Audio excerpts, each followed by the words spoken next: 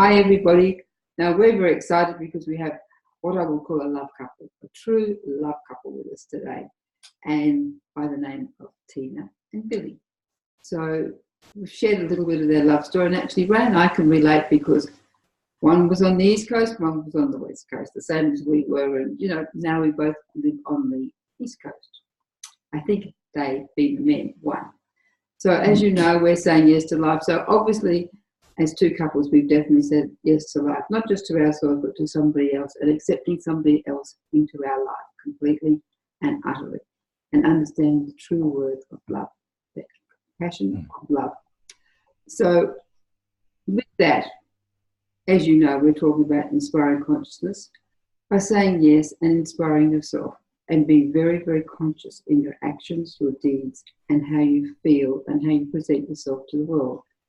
And also, how you present yourself to the family. How does your family accept you being this new awakened person? That's what we're going to talk about today. And I know I'm excited about it because it's a subject which is dear to my heart. So, as you know, Ray always reads a little bit about Tim and Billy. Aren't you going to introduce our guests?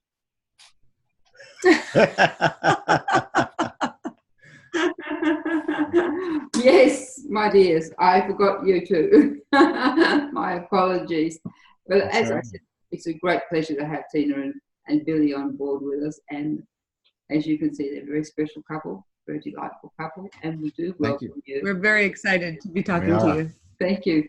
And it's, as I said, we're going to have fun. Yes. Absolutely. Have I missed anything? Well, welcome from the other side of the world. We're in Australia. Yes. You're in the east coast of America somewhere. Yes, we're in New York. We're in New York. Yeah. So I'll just commence by reading the short bio that you've sent to us. Okay. Tina and Billy are soul connectors, heart openers, love activators, and angelic star channels. They travel the world teaching how to connect people with their team of angels and guides and activate intuition. Together, their healing abilities in union balance the masculine and feminine energies within. Tina and Billy's classes, online programs, and personal sessions are led by the celestial spirit realms. They help to heal past trauma, clear blocks, align high cosmic soul energies to remember and awaken full passion and purpose, etc., etc. Thank you so much. Yes, thank you. That was beautiful. I think we've left a lot out of that. There is. Yes. Yes. So, as I was reading and we've been discussing, you do have a beautiful love story. So would you like to share? I know we could go on for probably 2 hours with your love story. How you two came together. Sure. I'll try to make it quick and you can jump in if I miss anything. Absolutely. But we both had been married before and were in prior relationships. Even though I grew up here in New York, I left for 20 years and was out in California on the other side of the country. He was still here, and it was for me to find myself, for me to really open up and explore. And I went through so much while I was there. And as a result of studying and meditating and recalling so much from my childhood, during a depression of my life, my angels reappeared because they were always there when I was a little girl. Mm-hmm. And so my life went from this deep depression to all of a sudden remembering who I really am. And fast forward, then teaching it and sharing it and never ever thinking I would ever leave the West Coast of America. Mm-hmm. And I would come back to visit. And little did I know that he had gone through very similar things. Do you want to share a little bit? Sure. So, I had gotten divorced probably about 10 years ago. But before that, when I was a little child, I would always speak with Jesus. Like I would be playing with blocks at 3 o'clock in the morning, and it'd be dark, and my parents would come and go, who are you talking to? So I'm talking to Jesus. We're playing blocks. You know, and this was something that went on for quite a while. But what happened, I realized, is as I got older, I wanted to try to fit in with the crowd, so to speak, with with children of my age. Same here. And one day, something in my head said, "If you want to be with them, you can't talk to me anymore like the way that you're talking." And and you really don't know. You just want to fit in as a child, and that's what I did, and it shut off. I don't know when it shut off, but to go with the story, when I had gotten divorced, or when I had left my ex-wife, I reconnected with that energy, that Jesus energy, and like spiritually, I needed to grow spiritually so much that even if she had appeared right away, it wouldn't have worked because I had so much to go through. Yeah. And that's what really wound up happening. I needed to connect with that Christ consciousness energy again. And when I did, it took a little while, but then then I found her. And you can go with Well, yeah. So then, not to make it a long and drawn out story, but obviously we had so much that had happened in our lives, and I would come back here to New York and teach, and he just so happened to be taking my class at the time to learn more about the angels, because he was working with ascended masters and and other beings, and it was just one of those moments where that's like the stars aligned. We came together. The timing was right. However, it still took a little back and forth because I wasn't ready to come back here to New York. I didn't realize that so much of my work was going to be done on the West Coast. So there were obstacles, like people didn't want me to go to this class, even friends who I had. There were a lot of things trying to keep us apart, which is interesting. And that's what's really interesting about the whole thing. I had saw a picture of her. And when I saw the picture at the time, I had to be living with my family because of the situation I was in. And I had told my mother, she's the one. I said, I know it's her. I said, I don't know how I know, but I know. And my mother just blew it off like, yeah, okay. I had gone to her class the Friday night, and I knew because I couldn't talk to her. I was speechless. And then she was, so then what wound up happening the next day, I still couldn't really speak to her. Like I had like this, I didn't know what to say. So she started talking to me. So, and that's how it all started. And we did the back and forth thing for a while, LA, New York. And what we started to do is meditate together, because we couldn't always be together physically. And so whether we were together or we would be like this on Skype or Zoom, and we would meditate, and we would start to see the same things, get the same messages. And it was just like, I'm even getting, the little God bumps as I speak, but it was just like, wow, there's something really bringing us together. And so 5 or 6 years later, I'm in New York now. It was this masculine, and people always talk about masculine and feminine energies. It was like, it's something that I never could explain to you unless it happened, and it did. It was like this intertwining, like, as you both know, it's like this intertwining together. And like, maybe like she says something, but maybe I'll draw a symbol and it all connects to one, of that energy. Yeah, so. And then we took a trip to Egypt, where that was kind of where everything came together. We went on a spiritual pilgrimage to Egypt, and that was where talk about downloads and seeing and experiencing past lives of being together and going through such a healing journey that would be another whole story in and of itself. But that kind of puts it all together of so much of how our programs then became solidified, not just ideas and meditations, but then symbols that became part of our healing, part of our, and it's still unfolding, it's still, Yes. We could go on forever, but we don't want to do that. So we could mention about our trips to Egypt too, and Israel, the things that happened. Yeah. But, and it's interesting because neither of us were looking for anybody. We were quite, and I believe you were the same, you were quite content, whole, absolutely whole within yourself. And then this person was going, really, that's a hindrance. And like you say, the different sides of the country. And we've just been with a group of people, and there's a lot of women in there. And one of their aims was they wanted a partner. And it was more of a, I want.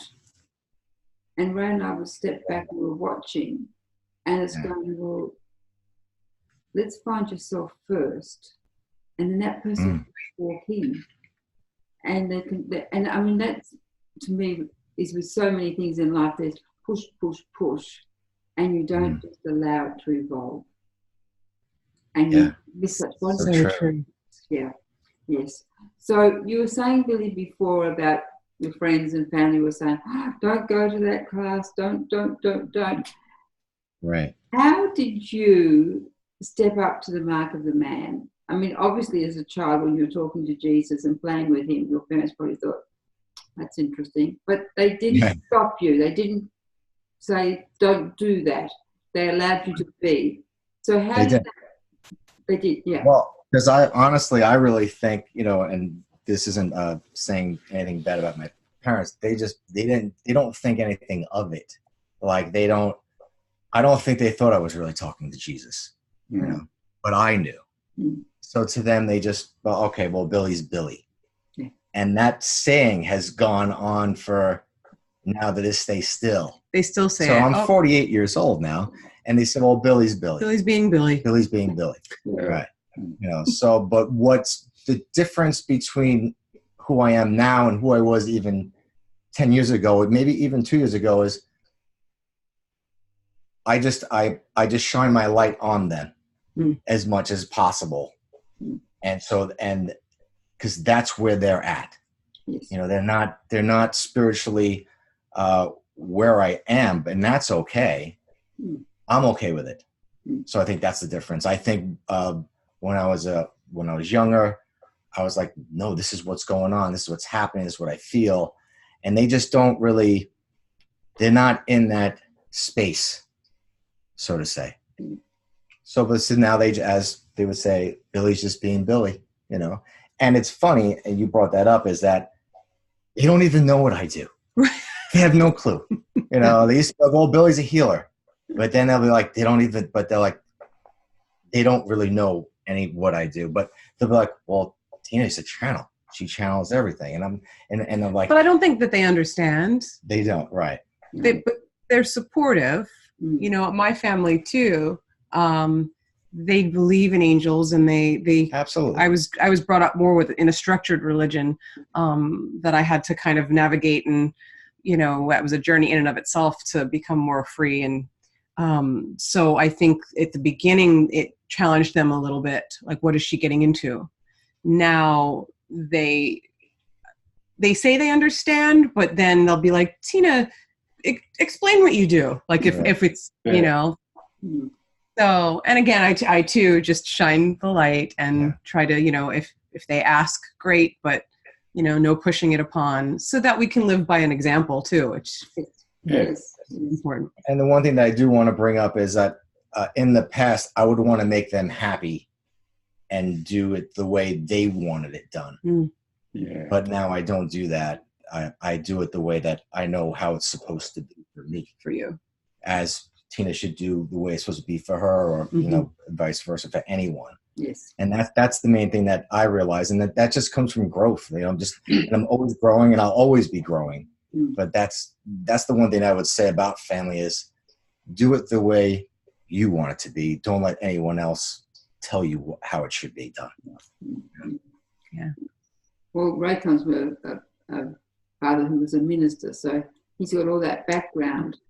And you had to, well, you really rebelled during the upbringing, didn't you? Well, I could never relate to some of it, particularly they didn't teach about reincarnation. And I always knew that's the way it is.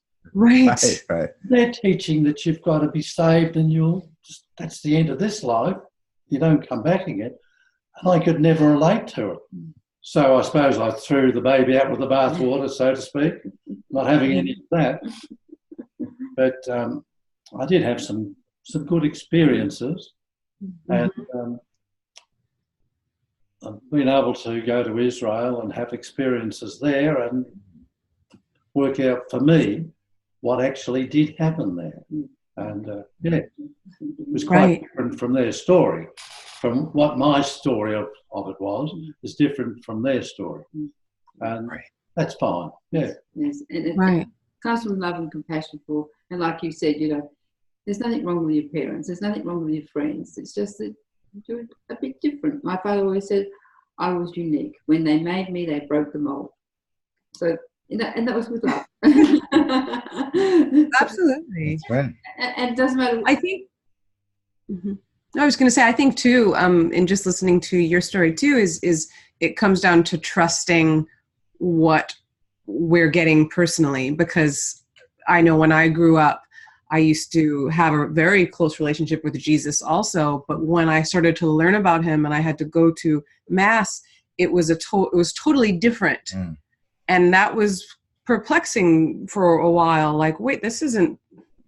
And so it took me some time to unravel from kind of, I guess, the dogma or the religious aspect, and then what I was really feeling, kind of like Billy too, and realizing, okay, there's different interpretations, and that's okay, but let me trust what I'm feeling is my experience and what I know to be true. Yeah. Yeah. And I think that's a key, is knowing what's true to you.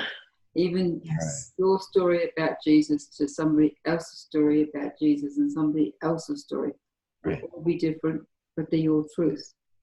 That's right. Very take true. that back into your own life with what's present now. If you get a funeral celebrant, they'll get the family together and they'll be talking about a story, and each person around that table will have a different version of that story.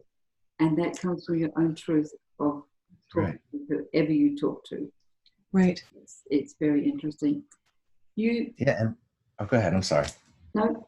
I was going to say, like, just on this subject. So we talk about like the power of consciousness, and like it's really like the power of you. The sacred you. So it's like, are you going to take hold of your wisdom, your strength, your love, your compassion, even your fear? Can you just be in it so you can express who you really are? And I think that's the issues that we all have today, is we're trying to unmask who we really are. And that's what we try to do to help people, because, we're always going through it, taking mask off by mask and mask to actually, be one, the oneness of consciousness. It's like that onion. Take another layer. Yes. Layer Yes. Absolutely.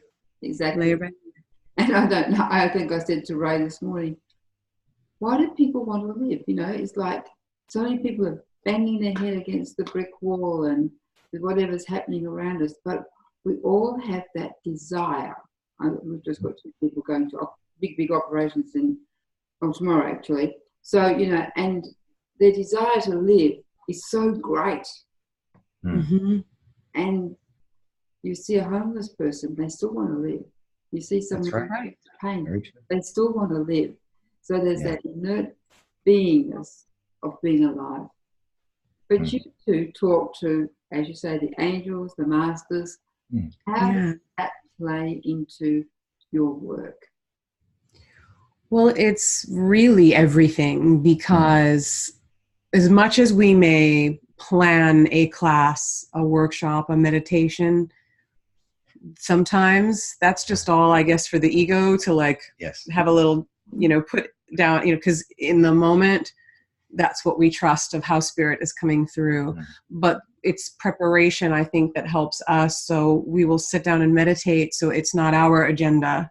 It's not mine or Billy's. It's, what is spirit's, vision for the class, for the client. And that's, I think, so important, because I always call it a divine appointment. Whoever is watching or listening or present, it's there, for a reason, so that the healing coming through us as we channel, whether it's through our words, whether we're going around and doing anything if we're doing a hand healing or sound healing, because it just depends if it's virtual, but it's an anchor, to have these beautiful angelic beings be creating a sacred space. Yeah, I mean, I used to, as Tina was saying, I would have an outline. I'd write everything down. I would go exactly by that. And then, like I said, we're always growing. And that was in the beginning. And what's unfolded is that, we'll have some kind of outline together, but it's not about the outline. It's about the channel of spirit that to flow through you. And channel's not going to flow through you if you're going by something that was written down. It's really always in the moment. And that's how, we balance the masculine and feminine. And if we do a meditation, we channel the meditations in that moment. Either Tina does it or I'll do it, or we do it together. We do sacred ceremony of, some type of hand healing with symbols and stuff like that. But we talk about it, but we really don't know what's actually going to happen in that moment, because we want it to be catered to the people who walk in the door. You never know who's walking in and what that soul needs. Yeah. Or on the call, or, right, or on whatever. The call or correct. Yeah. So that's what we've learned together as we grow together as one, of how to give the healing the best way to, the students who come in, so they can be all that they can be. So we just become the conduit, which I'm sure you know as well, and allowing it to come through. And and to talk about you, like we bring in the masters and the angels and the star beings, but it's whoever comes in that moment. But we do call them all in, because for us, that's our comfort, because they're helping with the whole healing that's going to happen in that workshop. Yeah, they're just doing the work through us. Yes. So you're using your wisdom. This is my interpretation anyway. You're letting your wisdom not dictate, but allow you to actually connect to your wisdom. Yes. Yes. Yeah. Yeah, absolutely. Because the one thing that I see so much, whether it's a one-on-one reading or a group, are these beautiful light beings that are mirror to all of us. And the one major message that always comes through, because I just feel like, I guess as humans we forget this, is that's a reflection of who we are, but we don't treat ourselves that way. We see all the imperfections and the flaws, and no matter how many times we may know that consciously, it doesn't mean we're embodying it. And so it's so beautiful to be teaching or with a client and just seeing the angels wanting the person or the class to see that we're one, like you were saying, but we have to unravel the old conditioning and the old habits and the old beliefs that don't serve us. And that's so much of what we're really passionate about right now, because with beliefs it can be tricky, like we were talking about with religion. Some people really want to cling to those beliefs for safety, and I understand, have so much compassion, yet if you really want to be free, it's looking at those beliefs. Do they serve you? And how can you see the divine as you, in whatever form, whether it's an angel, or some people are more connected with the earth, or animals, and and that's the beautiful thing too, is that depending on the person, I might see different things, because it's the language that's going to help that particular person. Right. Yeah, and to say what Tina's saying is like, so we talk about the heart. So we have this workshop that it's called the Love Code, and you're trying to unlock the codes. So they're your own codes. Tina has her codes. I have mine.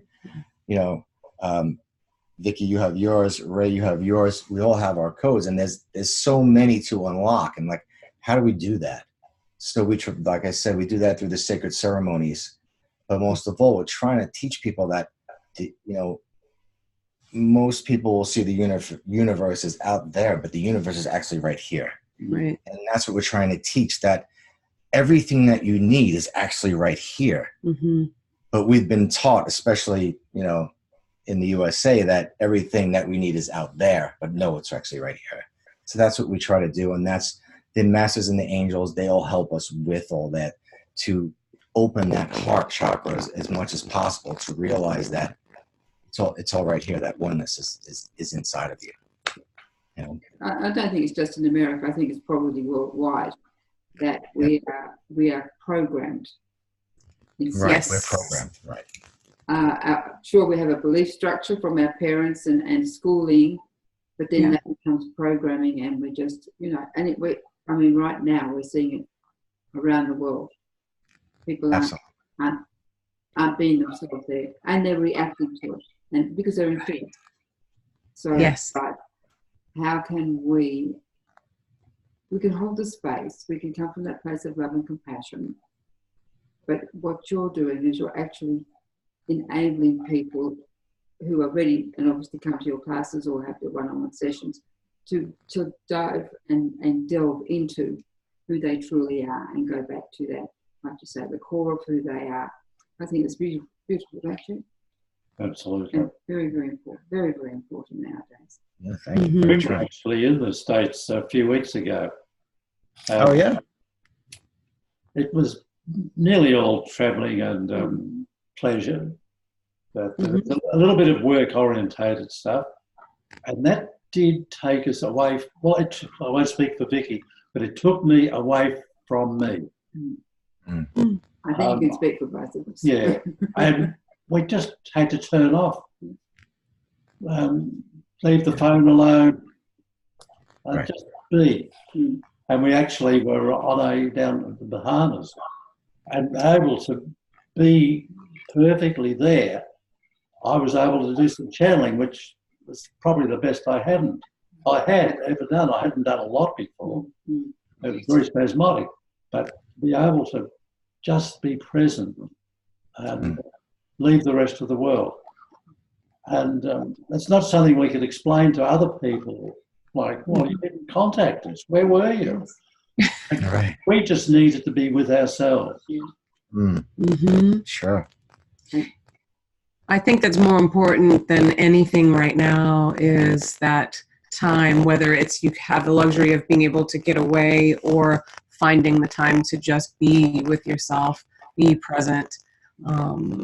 I just think it's so important because of the state of the world.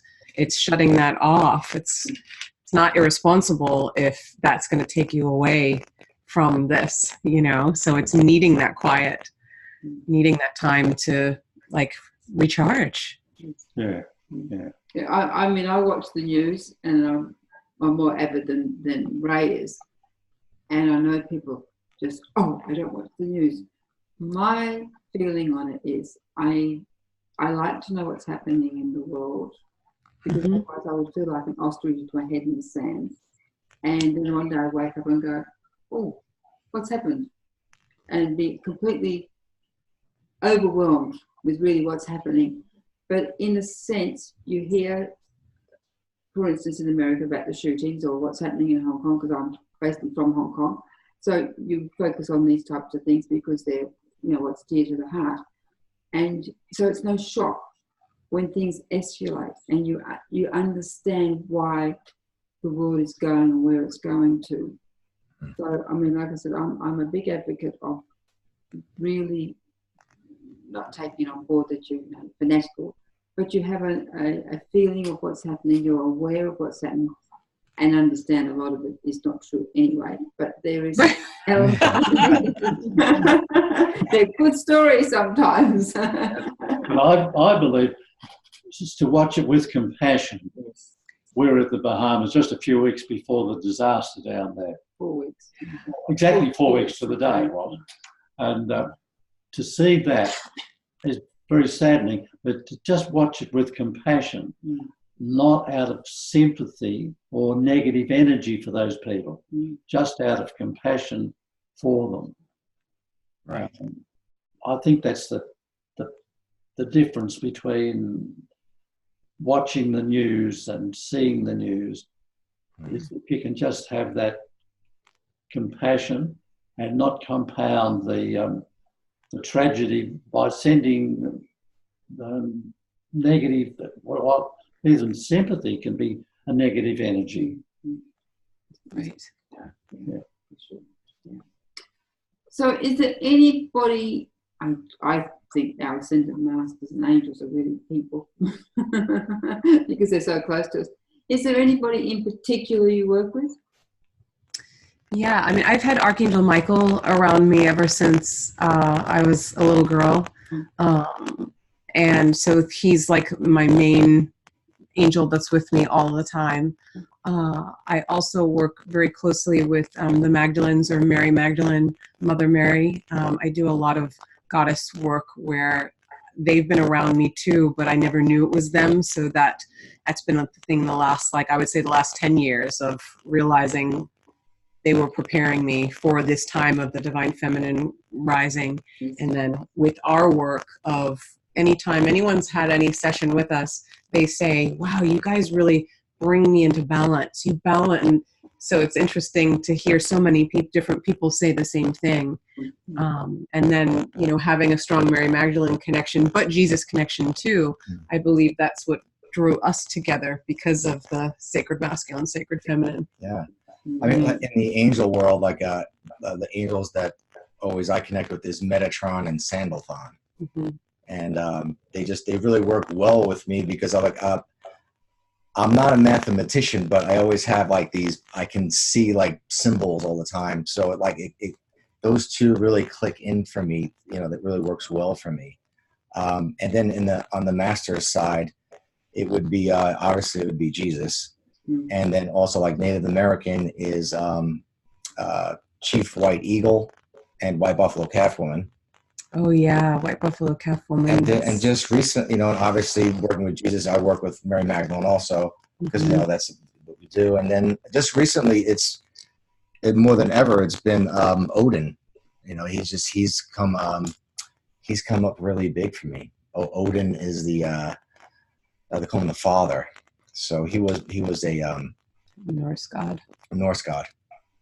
He just recently has come up the past 2.5, 3 weeks over and over again. Very similar to the last ones you were bringing through. We thought it was oneness. Oneness. Onus.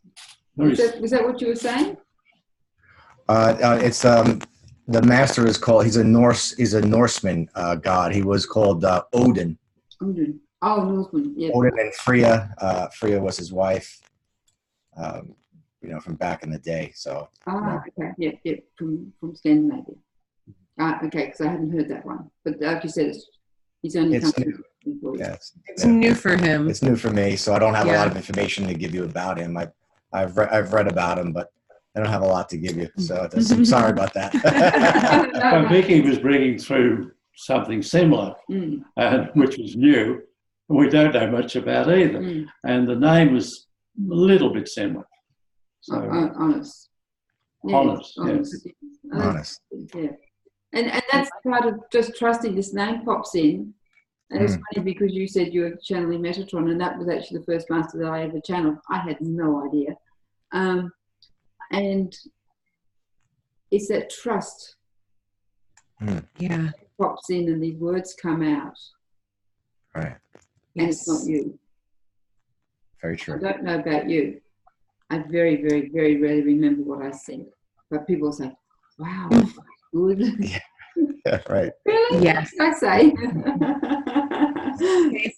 Same thing with us. To us all the time. She's like, you better write that down. I'll tell him sometimes, you know, write that down or put it in your phone because it's, and then I you think you're going to remember and you don't. don't. Or if it's for a client or a class, you're just in the moment being the channel. I have a lot of animal guides as well.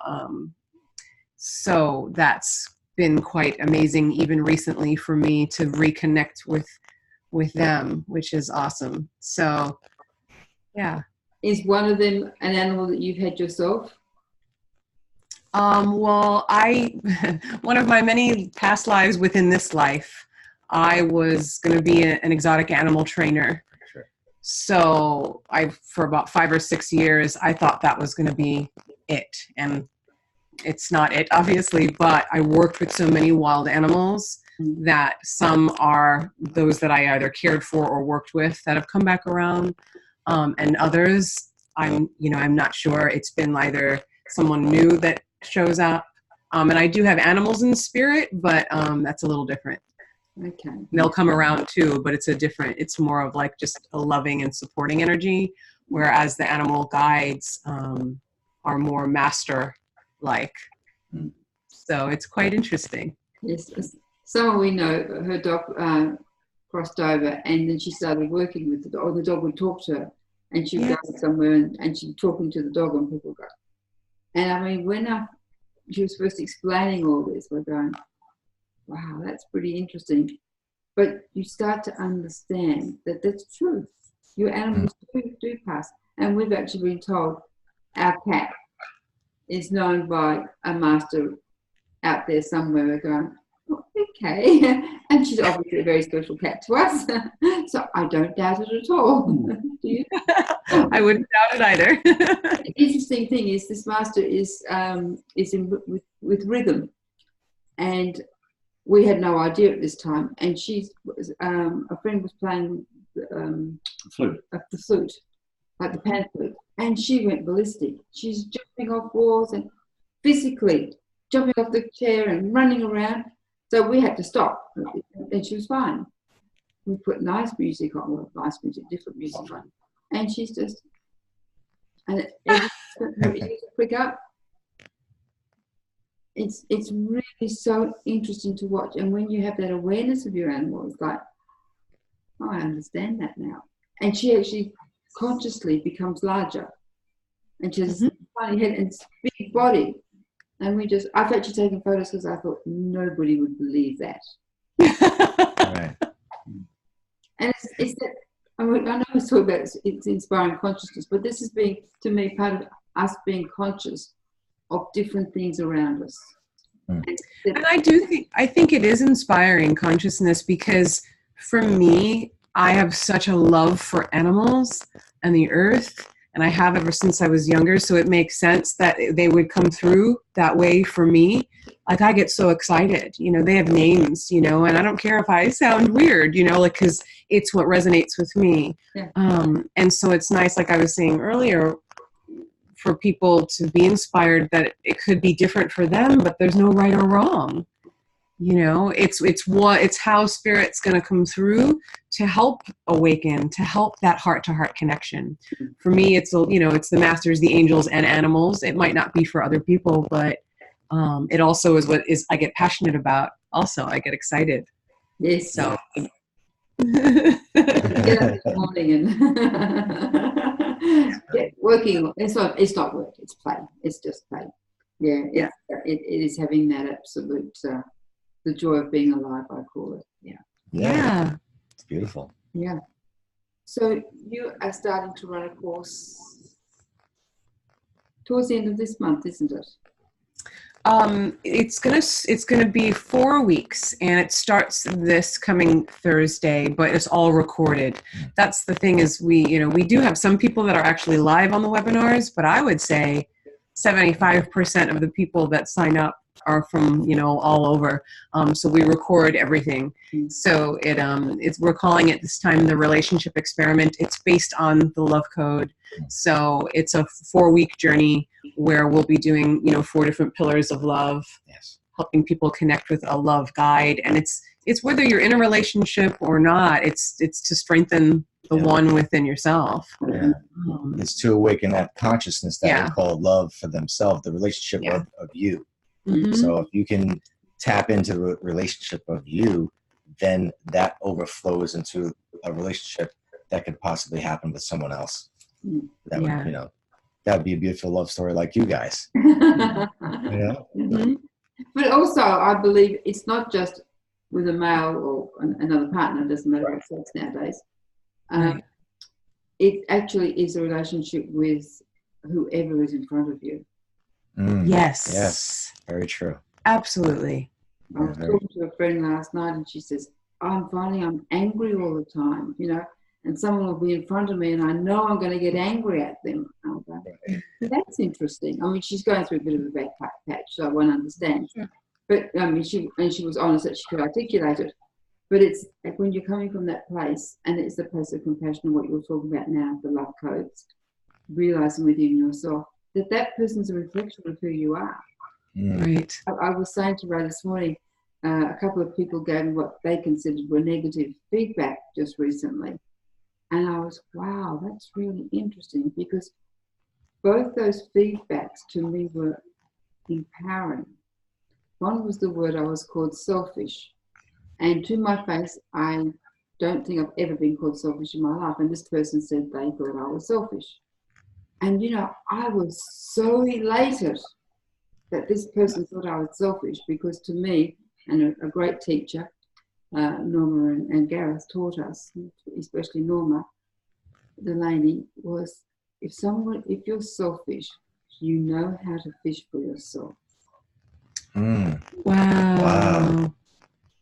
And when the person said to me I was selfish, I went to begin with, human Vicki went, oh. And soul Vicki went, you're getting it at long last, girl.